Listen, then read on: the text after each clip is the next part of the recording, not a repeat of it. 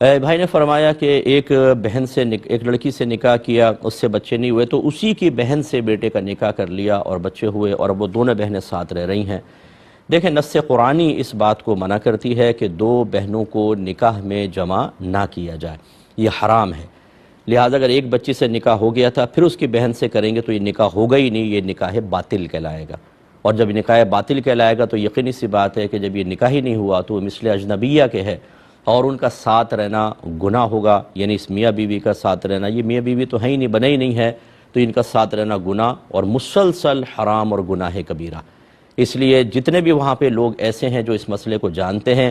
ان کو سختی کے ساتھ روکنا اور اس رشتے کو ختم کروانا، کیونکہ رشتہ نہیں ہے، یہ ناجائز رشتہ قائم ہو گیا ہے، اس کو ختم کروانا واجب ہے۔ اور اگر فی الفرض وہ نہیں مانتے ہیں، لڑتے ہیں، جھگڑتے ہیں، تو یہ تو ہم نہیں کہیں گے کہ آپ مارے پیٹیں، لیکن ان کا سوشل بائیک آؤٹ کرنا واجب ہے۔ آج کے دور میں فتویٰ اسی پر ہے کہ اگر کوئی اعلانیہ گناہ کر رہا ہے یا اس کے گناہ کے اثرات دوسروں تک پہنچ رہے ہیں یا اس کے گناہ کے اثرات کی بنا پر آنے والی نسلوں کے بگڑنے کا اندیشہ ہے اور وہ باز نہیں آ رہا، جیسے 3 طلاقوں کے بعد بعض اوقات بغیر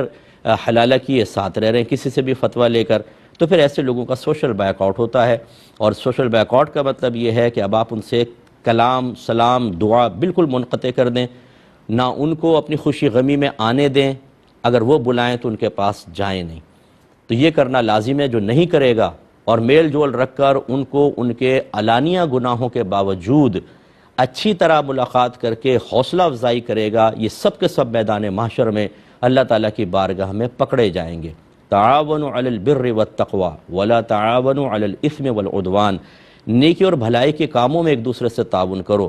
گناہ اور زیادتی کے کام میں تعاون نہ کرو۔ تو یہ بھی ایک تعاون کی شکل ہوتی ہے کہ ایک آدمی حرام کام کر رہا ہے اور ہم شادی بیاہ میں بھی جا رہے ہیں، مل بھی رہے ہیں، ہنس رہے ہیں، بیٹھ رہے ہیں، تو یقینی سی بات ہے وہ کہے گا میں نے کون سے اتنا بڑا برا کام کیا ہے، سب لوگ تو مجھ سے مل رہے ہیں۔ اور آپ ایک ہفتہ سوشل بیک آؤٹ کیجئے، وہ آئے تو راستہ بدل لیں، وہ سلام کرے آپ جواب نہ دیں، اسے خوشی غمی میں نہ بلائیں، دیکھیں پھر وہ عملی قدم اٹھاتا ہے یا نہیں اٹھاتا۔ تو یہ ہمیں کرنا ضروری ہے، نہیں کریں گے سب گناہگار ہوں گے۔